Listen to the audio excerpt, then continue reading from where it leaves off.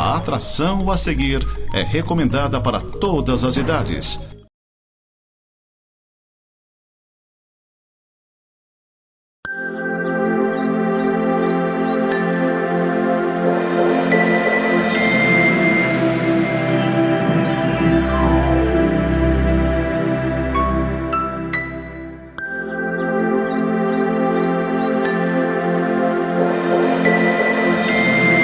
Olá, graça e paz, seja bem-vindo ao programa Semeando para a Vida Eterna. Este é o programa da Igreja Presbiteriana de Lages. A Igreja Presbiteriana de Lages fica na rua Coronel Fausto de Souza, número 353, no centro da cidade, ao lado do Seja. Talvez você já conheça, já tenha visto ela e nem sabe que é uma igreja presbiteriana, mas ela é uma igreja evangélica, a igreja evangélica mais antiga aqui de Lages. A nossa alegria é termos uma igreja onde estudamos a palavra de Deus para nós, para os nossos filhos, para as nossas famílias. As nossas atividades principais são aos domingos, às 9h30 da manhã, escola dominical.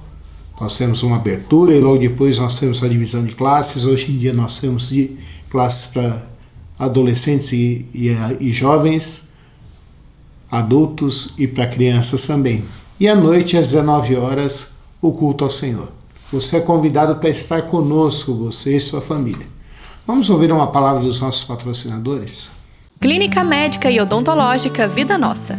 Situada no centro de Lages, conta com especialista em ultrassonografia, doutora Vanessa Gerber, nos atendimentos de ultrassom geral, músculo esquelético, obstétrico e Doppler. E também com atendimento odontológico com o Dr. Fernando Gerber, nos serviços de cirurgia, estética, prevenção, clínica geral e implantes. Clínica Vida Nossa, Rua Correia Pinto, número 638, Centro, em frente à Praça da Estátua do Correia Pinto. Nós, na Igreja Presbiteriana de Lages, estamos estudando o livro do profeta Miqueias durante esse mês de julho e agosto. E é uma alegria a gente pensar com você sobre a vida desse homem e a mensagem desse homem para o povo de Israel. Ele era um homem do campo, era um homem que amava a Deus, era um homem que amava falar a vontade de Deus e chamar o povo de Deus para o arrependimento, para viverem perto de Deus e não viverem simplesmente para si mesmos. E essa é a sua mensagem principal. Vamos ler o capítulo 3, dos versículos 1 até o versículo de número 12. Disse eu: ouve agora vós, cabeças de Jacó, e vós, chefes da casa de Israel. Não é a vós outros que pertence saber o juízo? Os que aborreceis o bem e amais o mal, e dele arrancais a pele e a carne de cima dos seus ossos. O que comeis a carne do meu povo e lhe arrancais a pele e lhes esmiuçais os ossos, e os repartis como para a panela e como carne no meio do caldeirão? Então chamarão o Senhor, mas não o ouvirá. Antes esconderá deles a face naquele tempo, visto que eles fizeram mal nas suas obras. Assim diz o Senhor acerca dos profetas que fazem errar o meu povo e clamam paz quando tenho que mastigar, mas apregoam guerra santa contra aqueles que nada lhes metem na boca. Portanto, se vos fará noite sem visão, e tereis trevas sem adivinhação. Pôr-se-á o sol sobre os profetas, e sobre eles se enegrecerá o dia.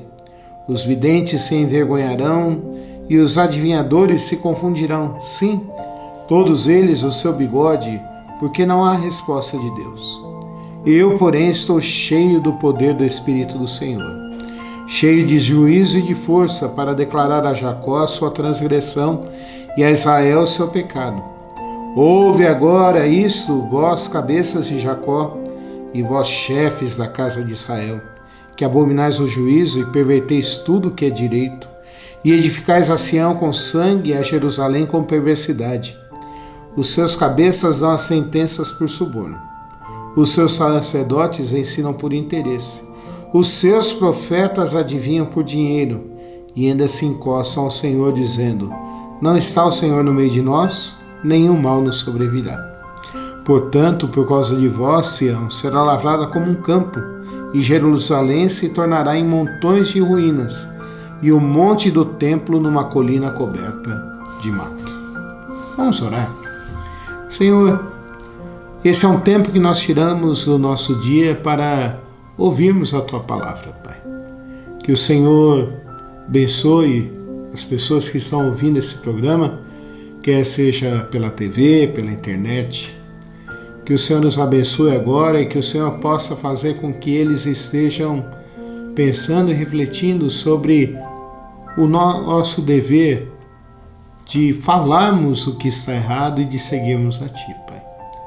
Que o Senhor nos abençoe, que o Senhor abra o coração deles, que o Senhor os ilumine com o Teu Santo Espírito e que o Senhor também use a mim para pregar e falar a Tua palavra, Pai.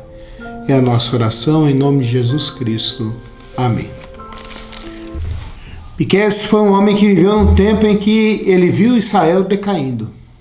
Israel tinha crescido, Israel tinha se tornado uma potência, mas Israel começou a amar mais as coisas de outros países, amar mais as ideias de outros países, até amar os deuses de outros países. E aparentemente tudo ia bem, mas Israel agora se estava como um escravo desses outros países. Eles estavam vendo no seu país, na sua terra, estavam felizes ali, mas Israel tinha que mandar dinheiro, tinha que sustentar os outros países, era um vassalo dos outros países. E isso para eles não era bom. Mas como havia comida na mesa dos poderosos, como havia comida na mesa dos sacerdotes, como havia comida na mesa dos profetas, para eles falavam assim, não, está tudo bem. Mas o povo perecia, porque Deus já tinha começado a mandar para eles falta de chuva, seca. E a gente sabe bem o que é isso. Final do ano passado, início desse ano, aqui em Santa Catarina só se falava uma coisa, a falta de chuva.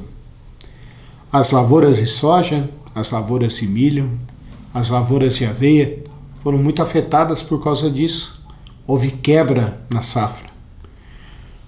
O preço do leite hoje em dia é um absurdo também por causa disso, porque faltou mantimento para o gado, faltou mantimento para a ração, para os bois e para as vacas. E a gente vê as consequências hoje no nosso bolso. Essa semana eu fui no supermercado, eu vi 1 litro de leite a R$6, R$6,20.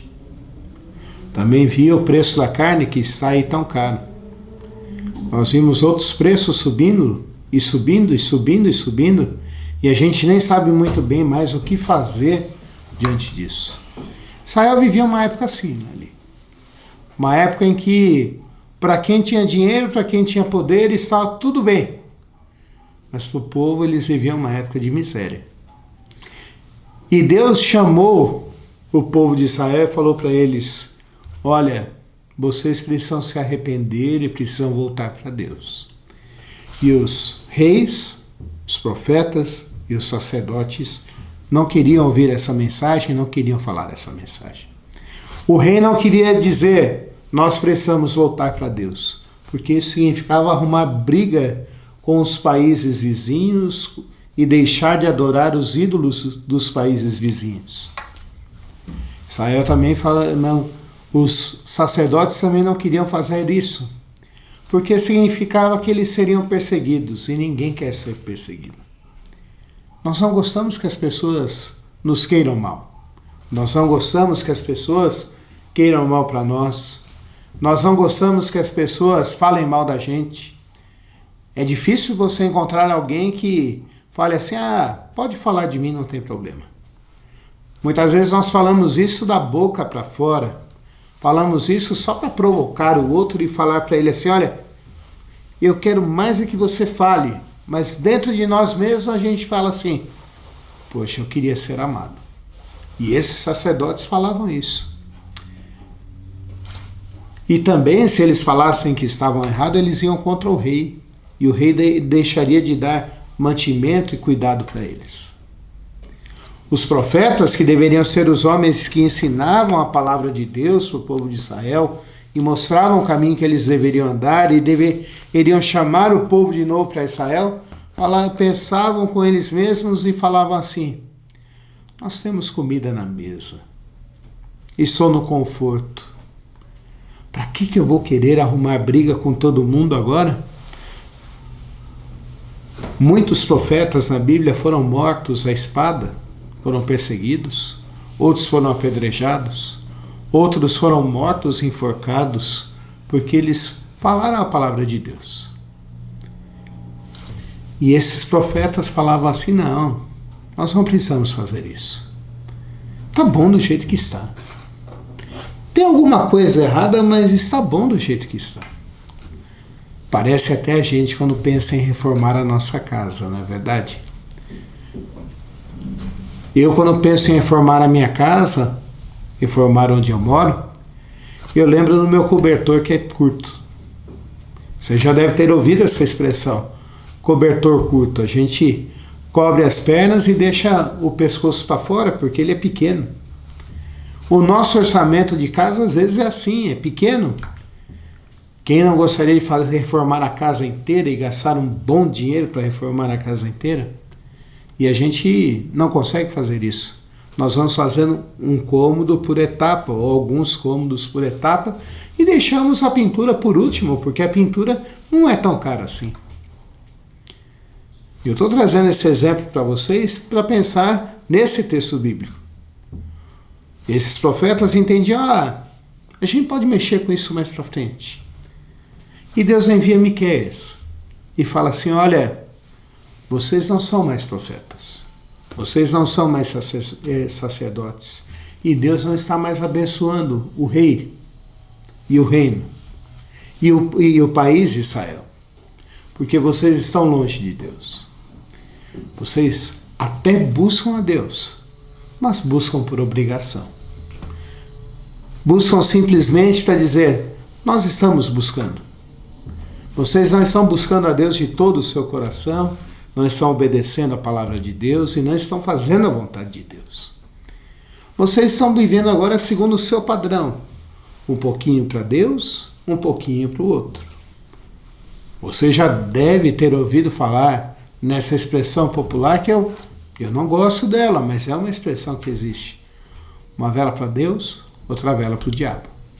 Um pouco para o santo, um pouco para o diabo. Israel estava assim. E Deus coloca Miqueias para dizer para eles: olha, vocês poderosos, vocês reis profetas, vocês sacerdotes, é que são os responsáveis pelo meu povo estar assim. Vocês deveriam mostrar para eles o que é direito, o que é certo, o que é justo. Vocês deveriam mostrar para eles que há entendimento e há conhecimento meu. Vocês deveriam mostrar para ele que é um jeito de buscar e de servir a Deus. Mas vocês não têm feito isso. Vocês têm pensado somente em si mesmos. E a primeira consequência disso era que o povo estava perdido. A segunda consequência disso é que eles não seriam mais profetas e homens usados por Deus. Eles não teriam mais visões, eles não saberiam mais o que falar para o povo de Israel. Os profetas às vezes são chamados de visionários na Bíblia. Homens que têm visões. E eles se tornariam cegos, porque eles deixaram de servir e seguir a Deus. Mas também fala que aos sacerdotes que deveriam intermediar e levar o povo até Deus, através das orações, dos sacrifícios, das ofertas e do ensino da palavra. Eu não estou mais aceitando suas ofertas, não estou mais aceitando suas orações, não estou mais abençoando a vida de vocês. E rei, eu quero dizer uma coisa para você: Israel vai ser lavrada. Quando que eu penso nessa palavra lavrada, significa trabalhada. E diz o texto bíblico aqui que nós lemos, que Israel seria lavrado de tal forma que não ficaria mais pedra sobre pedra e Jerusalém não existiria mais. E isso realmente aconteceu 200 anos depois. 200 anos depois, Jerusalém foi destruída, o templo foi destruído, os muros foram destruídos, a cidade foi destruída, o palácio do rei foi destruído e não sobrou pedra sobre pedra. A Bíblia diz que ali virou um pasto para os chacais. O que era lindo e belo foi destruído e ficou sem sentido por causa do desvio do povo e porque os sacerdotes, os reis e os profetas não falaram nada. Em Israel, no Velho Testamento, haviam 3 funções que deveriam liderar o povo. Os reis, exercendo o governo e a justiça, os sacerdotes levando o povo até Deus, e os profetas levando a palavra de Deus para o povo e chamando o povo ao arrependimento. E os 3 falharam, porque se acomodaram e ficaram felizes com as condições que eles tinham. Bom, mas Deus coloca o profeta Miqueias, e ele fala aqui no versículo 8 que ele estava cheio do poder e da a palavra de Deus. Um homem que agora estava cheio do poder do Espírito de Deus, cheio do juízo, da força, para declarar a Jacó e a Israel a sua transgressão, o seu pecado. Deus chama um homem que não era aquele profeta profissional. Deus chama um homem que não fazia parte da estrutura do governo da época para dizer para eles: vocês precisam mudar e vocês precisam voltar para Deus. Foi um momento difícil para Miqueias, porque Miqueias usa um linguajar simples, não usa palavras rebuscadas, mas ele foi chamado por Deus para isso. Eu quero dizer para você e para mim hoje que esse texto fala justamente sobre isso. Deus também quer que eu e você sejamos fiéis a Ele e deixemos de lado o nosso pecado. Paulo, qual pecado que eu tenho? Nós sempre gostamos de desobedecer. Vou te dar um exemplo simples que talvez você me entenda. Sempre nós compramos um eletrodoméstico, a primeira orientação que nós recebemos é: leia o manual antes de ligar. Mas se você for como eu, a primeira coisa que a gente faz é tirar da caixa, tirar o plástico que envolve aquele eletrodoméstico, lavar, passar um pano, ligar na tomada e já fazer funcionar. A gente esquece que a primeira coisa que nós temos que fazer é ligar ler o manual e prestar atenção nas recomendações que ele fala. Nós somos assim também com Deus. A gente não gosta de obedecer, a gente não gosta de seguir ordens, a gente não quer saber de nada disso, nós queremos logo de resolver. E resolvemos muitas vezes do jeito errado, da forma errada. E se a gente faz da forma errada, o resultado também vai ser o errado. Muitas vezes a gente pensa estar perto de Deus, mas na realidade nós estamos longe de Deus. Muitas vezes a gente pensa que o nosso jeito é o jeito certo de servir a Deus. Houve uma mulher que foi se encontrar com Jesus Cristo. Aliás, ela foi se encontrar? Não. Jesus Cristo foi ao encontro dela. Uma mulher que era desprezada pelas pessoas, porque ela já tinha tido vários maridos e tinha se casado de novo. Ela ia até pegar água numa região desértica ao meio-dia. Imagine o sol, para não ser incomodada e para não virar motivo de chacota. E Jesus estava ali no poço para conversar com ela. E essa mulher, depois que Jesus Cristo a confrontou, ela chegou e falou assim: como que nós devemos adorar ao Senhor? Em Israel, em Jerusalém ou em Samaria? E Jesus Cristo se virou para ela e falou assim: mulher, Deus quer que nós o adoremos em espírito e em verdade, não em Samaria ou em Jerusalém, mas que nós adoremos a Ele em espírito e em verdade. Muitas vezes nós queremos buscar a Deus, dizemos que estamos agradando a Deus, mas nós deixamos de lado a Jesus Cristo, aquele que é o caminho, a verdade e a vida.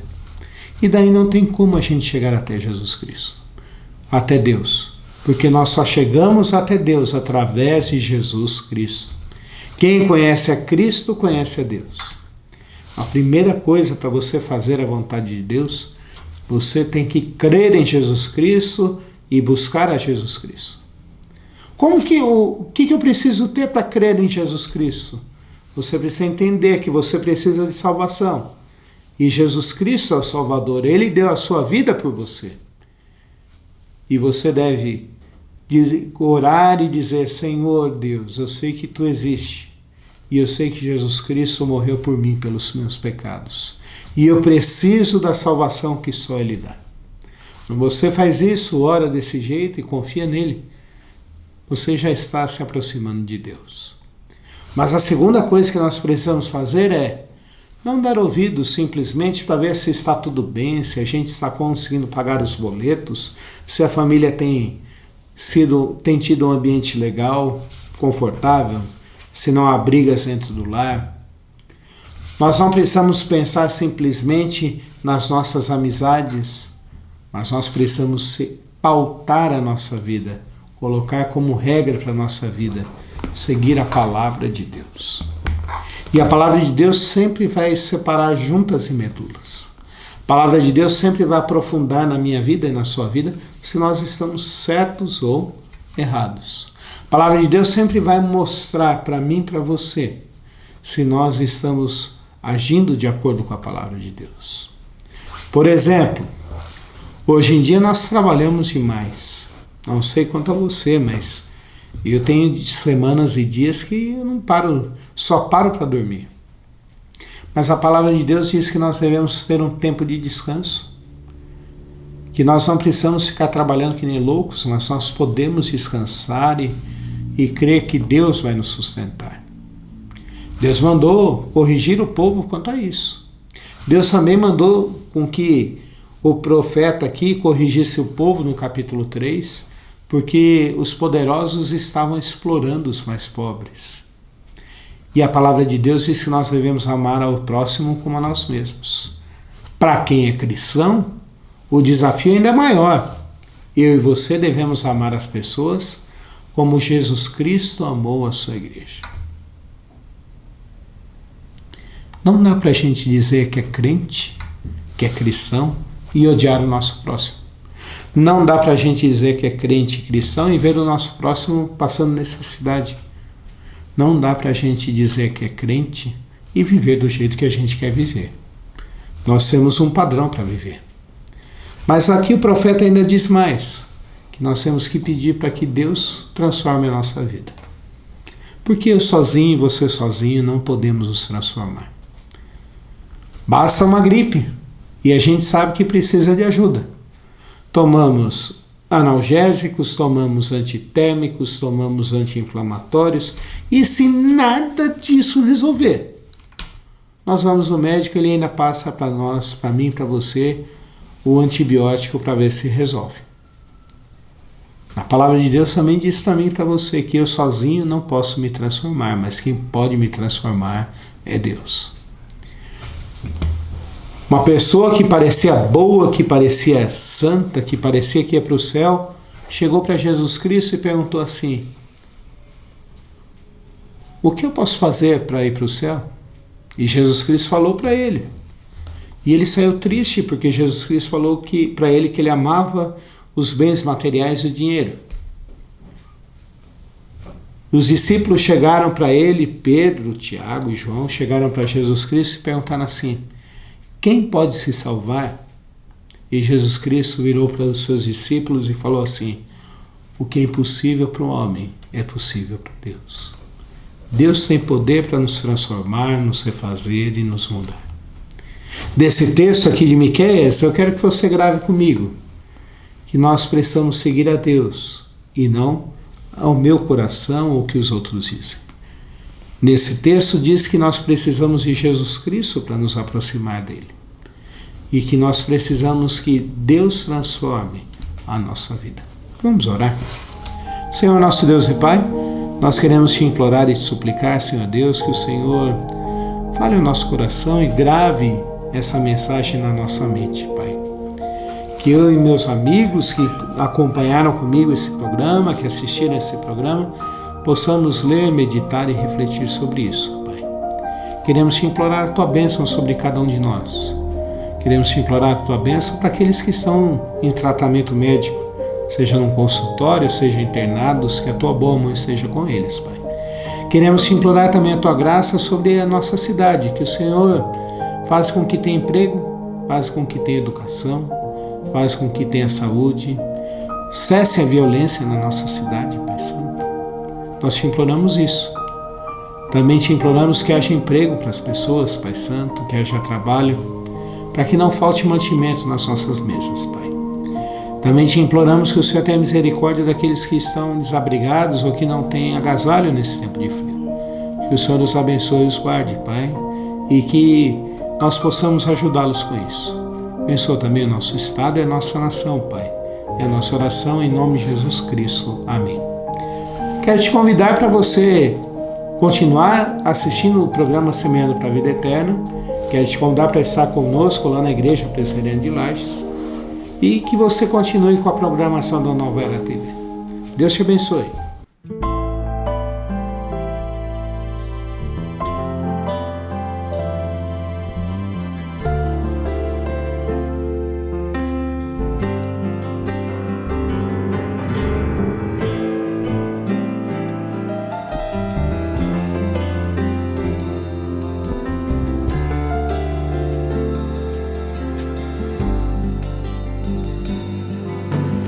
Vem e sopra sobre nós teu sopro,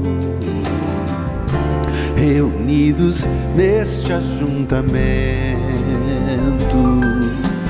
Honre e santifique este momento com a tua igreja que é teu povo. Faz teu rio de paz correr no meio